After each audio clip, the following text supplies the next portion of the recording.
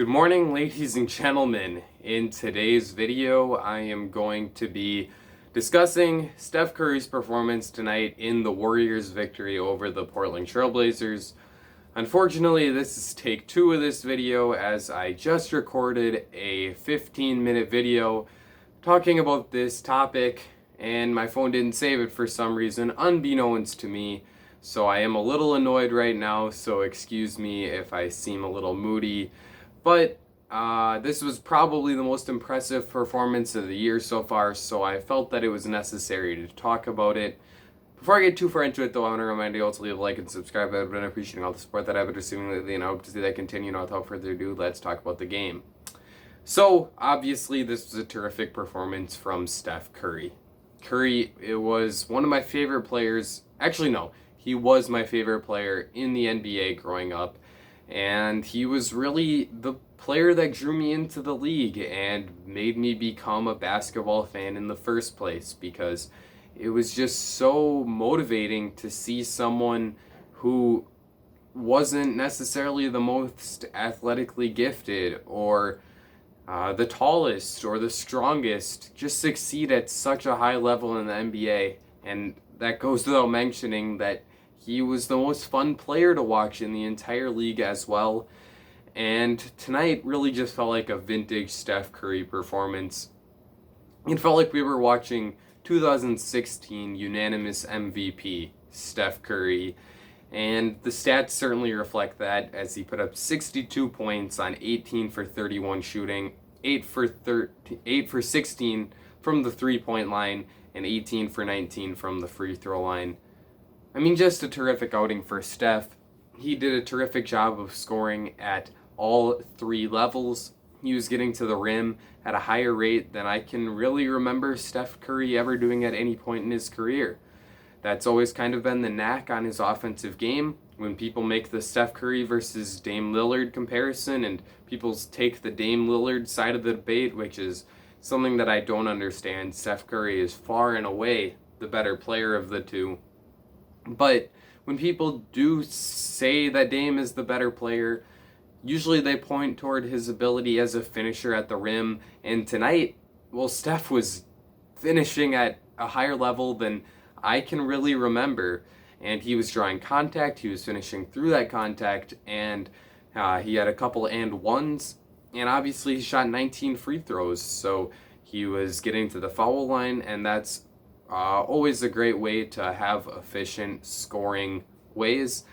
He also did a great job in the in-between game of getting to his spots and knocking down either mid-range jumpers or floaters.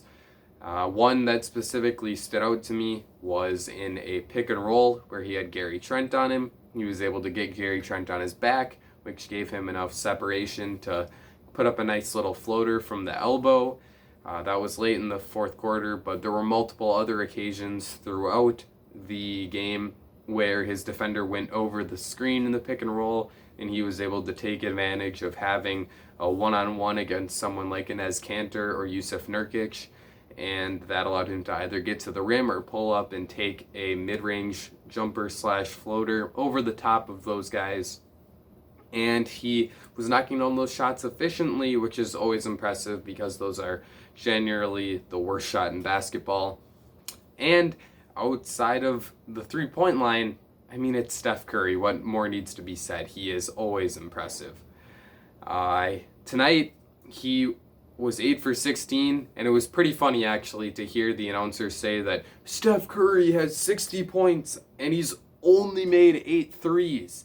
Like, only 8 threes. It's crazy that that's something that comes out of someone's mouth. But that's just the high level of shooter that Steph Curry is. And usually in order for him to amass these impressive point totals, it's because of the three-point shooting. And tonight, it's just really a testament to his ability to get to the rim and knock down his mid-range looks that allowed him to score all those points despite not necessarily knocking down as many threes as we've seen him do in the past when, he's hit 13 threes before in a game, I believe. But that doesn't take away from the fact that he did make 8 threes, and quite honestly, had he not gotten fouled on a couple opportunities where He had pretty good looks before getting hacked and ended up going to the line. He probably could have made a couple more, but that's another area where Steph Curry has become quite effective as a scorer, drawing fouls on three-point attempts. It's not quite at the same level as James Harden or Damian Lillard, or I guess Trae Young needs to be included in that conversation now.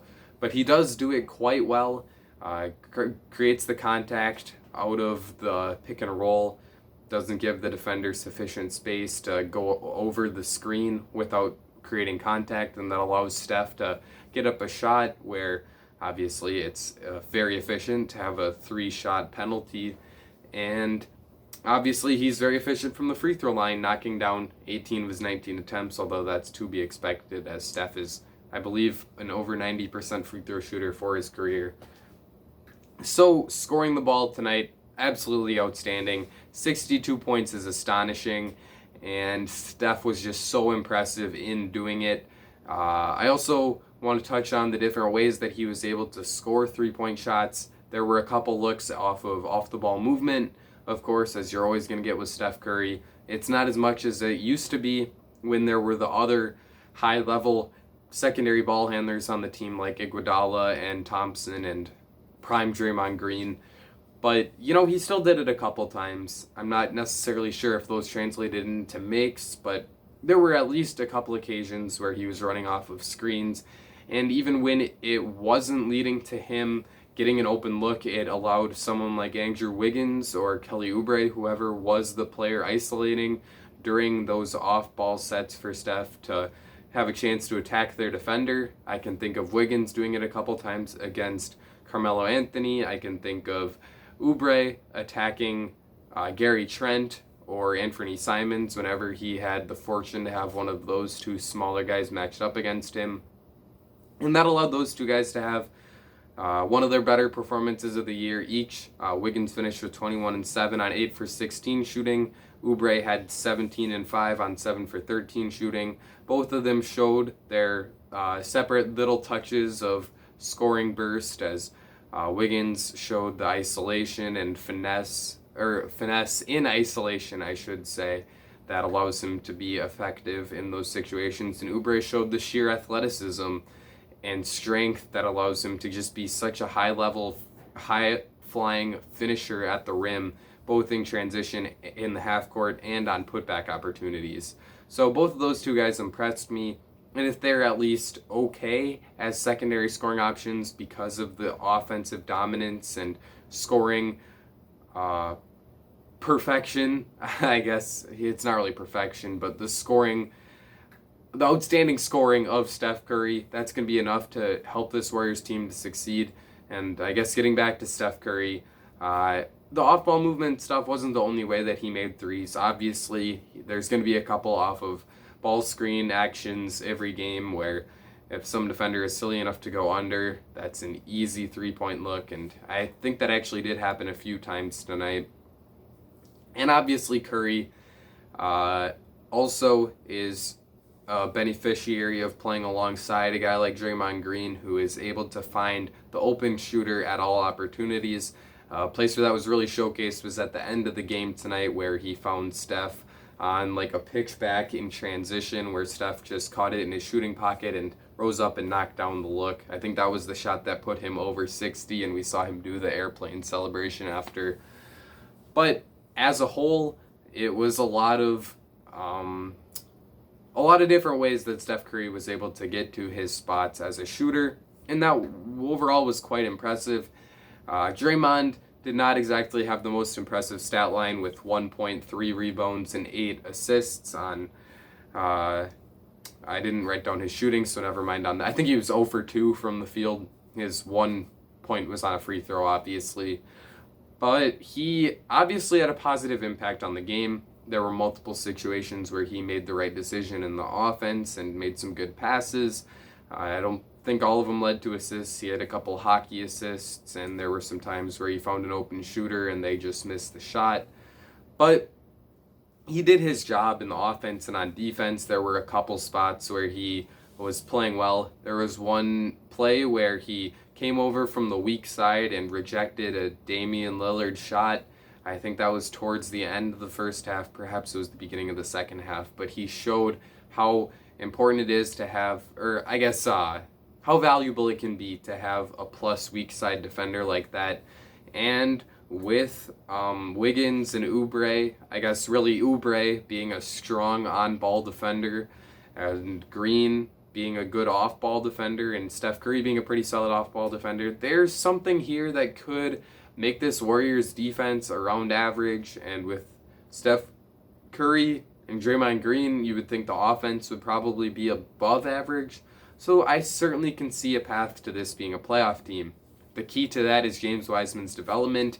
If he can figure out the smaller aspects of the game and become better with feeling it out, make some better decisions on offense. He's been a little turnover prone and has forced it at times, but overall, like, he's looked good finishing at the rim. He's knocked down some jump shots, and on defense, he's been a pretty good rim protector. So if he can figure out the smaller things, improve his pick and roll defense, then I really think that he elevates the ceiling of this Warriors team, because clearly at his best, James Wiseman is going to be a much better player than Kevon Looney. But that's not to take anything away from Kevon Looney. He's a good center and someone that can give you a lot of good minutes off the bench. And that's actually true for a lot of these Warriors bench guys.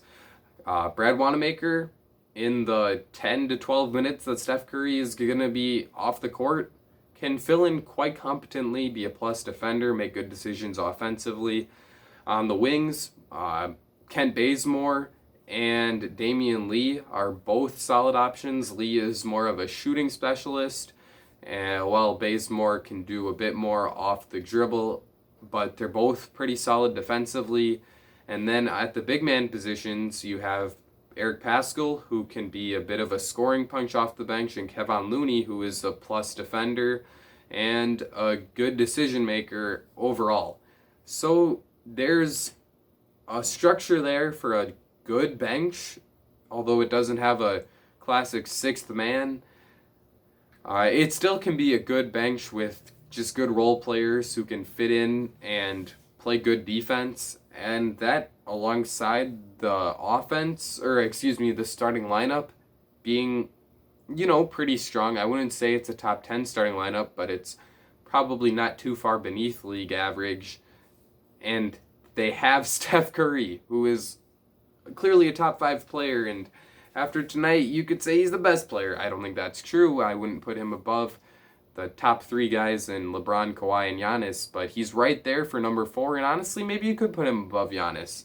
But Steph Curry is outstanding. I hope that the slander ends, because the stuff people have been saying about him just hurts, because Steph Curry is a great player, and we just have to appreciate that greatness, and I hope that people give him the credit he deserves after tonight's performance. And because for as much as people have taken away from him after he's had some mediocre games, you would hope that they would lift him up and give him the credit after he finally does play well. Overall here, though, just a great performance from Steph. I enjoyed watching him play at this level once again, and I hope that he is like this, because if he is, then you could be watching out for Steph Curry MVP Part 3. So I think I covered everything that I wanted to cover. Let me know what you thought of Curry's performance in the comment section down below. What shot stuck out to you the most? I think that he had like a pull-up 3 from maybe 5 feet behind the line where the Blazers were on a run. I think they cut it down to like 8, and then Steph made a huge shot and triggered a Warriors run that really separated them and put the game out of reach with maybe 8 or 10 minutes left in the fourth quarter. Would be the shot that stood out to me, alongside the shot where he celebrated with the airplane. But leave a like and subscribe if you did enjoy this video. I think take 2 went pretty well. I'm not as happy with this one as I was with the other one. I thought I made some really good points, and I'm sad that I didn't quite get to those here, but I'm just happy I made this video, because I think Steph deserves the recognition. And I mean, I'm a YouTube channel with 150 subscribers, but who cares? It's fun. It's all fun and games. So, it's going to be it for me. Ladies and gentlemen, I'll see you all again very soon.